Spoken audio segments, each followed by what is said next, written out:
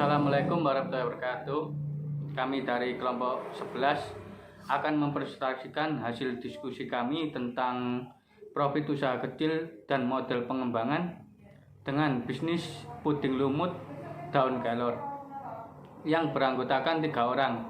Perkenalkan, saya Bayuda Pradana. Saya Farihatul Aini. Dan saya Lisna Dwi Ahyani. Selanjutnya simak materi kami ya. 1, 2, 3, check it out.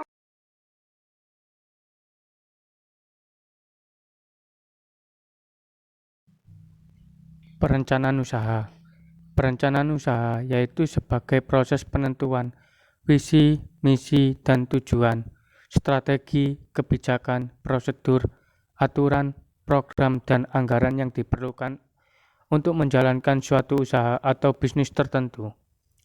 Dalam perencanaan usaha terkandung adanya yang pertama, visi. Visi yaitu cita-cita masa depan perusahaan yang akan melakukan usaha tersebut. Yang kedua, misi. Misi adalah maksud khas atau unik dan mendasar yang membedakan perusahaan dengan perusahaan lain, serta mengidentifikasi ruang lingkup kegiatan usaha atau perusahaan yang bersangkutan. Yang ketiga, tujuan. Tujuan adalah hasil yang ingin dicapai dari usaha atau perusahaan tersebut. Yang keempat, strategi. Strategi adalah cara yang ditempuh untuk mencapai tujuan usaha dengan melibatkan semua sumber daya dan atau faktor produksi yang dimiliki. Maksud, tujuan, dan manfaat perencanaan usaha. Alasan membuat perencanaan usaha adalah yang pertama, dipakai sebagai alat pengawas dan pengendalian kegiatan usaha sehari-hari. Yang kedua, untuk mendapatkan pembiayaan dari lembaga pemberi pinjaman. Tujuan utama dari suatu perencanaan usaha sebagai rencana aksi plan, sebagai peta jalan, dan sebagai alat penjualan. Manfaat dari perencanaan usaha adalah sebagai bahan pertimbangan dalam pengambilan keputusan baik persetujuan ataupun penolakan terhadap kelayakan suatu rencana usaha yang akan direalisasikan sesuai dengan kepentingan pihak yang terkait di dalamnya.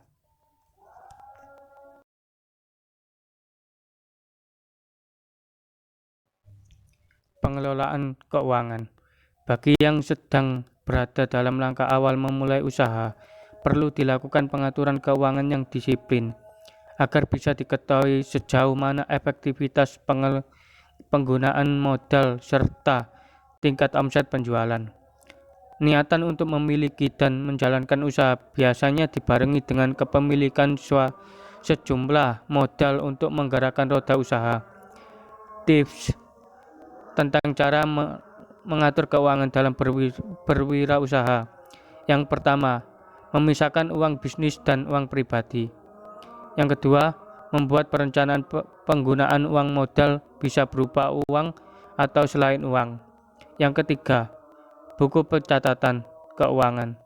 Yang keempat, mengelola arus kas.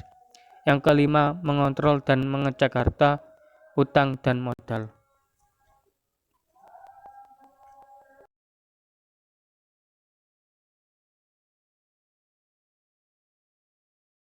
Slide yang selanjutnya yaitu teknik dan strategi pemasaran. Teknik pemasaran. Teknik pemasaran adalah cara atau langkah-langkah dalam melakukan penjualan suatu barang atau jasa yang dilakukan oleh seseorang untuk mencapai penjualannya. Pendapat lain mengatakan, teknik pemasaran adalah suatu cara yang dilakukan oleh penjual untuk mempengaruhi pembeli. Strategi pemasaran untuk usaha kecil. Merencanakan strategi pemasaran yang tepat untuk menarik minat konsumen pada usaha kecil masih sangatlah sulit. Salah satu yang dapat digunakan untuk mengembangkan usaha kecil tentunya dengan fokus pada strategi pemasaran. Dengan terbatasnya anggaran marketing yang dimiliki usaha kecil, bukan berarti menjadikan usaha kecil kalah dengan usaha skala besar. Untuk itu, kita dapat lebih kreatif dengan anggaran biaya yang minim untuk menghasilkan strategi pemasaran yang tepat. Selanjutnya, bauran pemasaran. Bauran pemasaran atau marketing mix adalah kumpulan alat pemasaran taktis yang terkendali, meliputi produk, harga, tempat, dan promosi, yang dipadukan perusahaan untuk menghasilkan respon yang diinginkannya di pasar sasaran. Konsep bauran pemasaran untuk produk jasa digabungkan menjadi 7P. Adapun kegiatan yang dimaksud dalam marketing mix 7P yaitu yang pertama, produk, yang kedua, price atau harga, yang ketiga, place, yang keempat, promosi, yang kelima, people atau orang, yang keenam, proses, dan yang ketujuh adalah bukti fisik. Yang selanjutnya, kiat pemasaran bagi bisnis baru. Strategi pemasaran bagi keberlangsungan perusahaan dapat dilakukan dengan membangunkan partisipasi atau keterlibatan pelanggan secara langsung. Apabila konsumen telah merasa dilibatkan dalam brand kita, maka kemungkinan besar mereka akan memiliki trust dan rasa loyal yang tinggi. Dalam membangunkan strategi pemasaran yang tepat dan unggul daripada pesaing, maka perlu dilakukan riset terlebih dahulu, sehingga strategi pemasaran yang dijalankan dapat menjangkau target audiens yang maksimal.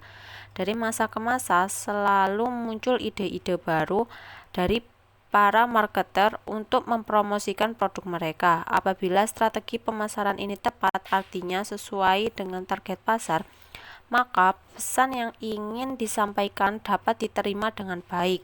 Kegiatan pesan dapat diterima dengan baik oleh pelanggan, maka mereka pun akan tertarik terhadap brand yang telah dipromosikan dan melakukan pembelian. Selanjutnya yaitu analisis usaha. Analisis usaha adalah sebuah analisa yang berupa kegiatan melakukan perencanaan, meriset, memprediksi, mengevaluasi kegiatan usaha atau bisnis. Hal ini dilakukan untuk mengetahui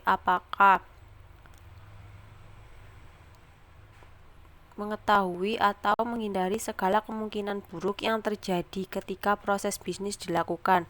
Karena dalam sebuah usaha pasti memiliki resiko. Resiko yang terburuk pun dapat diminimalisir, bahkan diantisipasi dengan melakukan analisis usaha.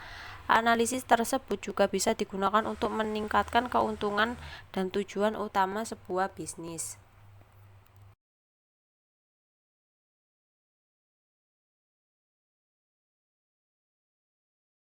Selanjutnya, analisis SWOT usaha puding lumut daun kelor. Yang pertama, strength atau kekuatan, merupakan makanan yang sehat dengan pewarna alami, kualitas bahan baku dan bahan penolong yang terjamin. Yang kedua, weakness atau kelemahan, produk tidak tahan lama, kurang diminati saat musim penghujan datang sebab puding biasa disajikan dalam keadaan dingin, maka mereka tentu tidak akan berminat dengan makanan dingin, sehingga akan lebih memilih menu makanan hangat sebagai camilannya. Yang ketiga, opportunity atau peluang, lebih bisa menarik perhatian konsumen dibandingkan puding biasa, dengan variasi yang unik dan bermotif, mulai dikenal oleh masyarakat umum. Yang keempat, threat atau ancaman, persaingan harga, persaingan, variasi, dan motif.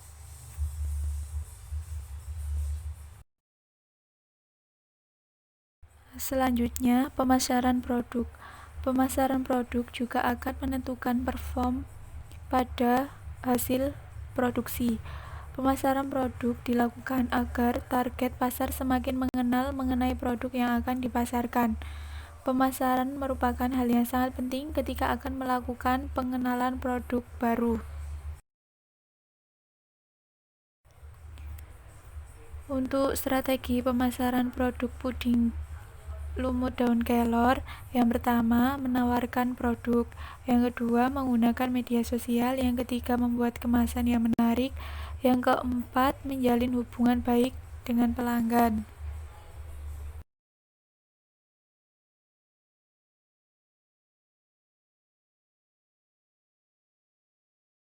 Selanjutnya, aspek keuangan. Yang pertama, membutuhkan susu saset jumlah 3, harga satuannya 2.000, jadi harganya 6.000. Yang kedua, agar-agar putih menggunakan 5 bungkus, harganya 15.000. Yang ketiga, gula 1 kilo, harganya 13.000. Yang keempat, cup 2 lusin isi 24, harganya 20.000. Yang kelima, sendok 1 pak isi 100 biji, harganya 10.000. Yang terakhir, daun kelor, ambil secukupnya. Jadi harganya sejumlah semuanya 64.000. Untuk 1 kali produksi menghasilkan 20 cup puding lumut daun kelor. Untuk penentuan harga pokok per cupnya 64.000 dibagi 20 cup yaitu 3.200. Harga jualnya 4.000 per cup. Laba per cupnya 4.000 dikurangi 3.200 jadi 800. Perhitungan laba sekali produksi 800 kali 20 jadi 16.000. Untuk pemasukan 16.000 per produksi dan untuk pengeluaran 64.000. Sekian dari kelompok kami. Wassalamualaikum warahmatullahi wabarakatuh.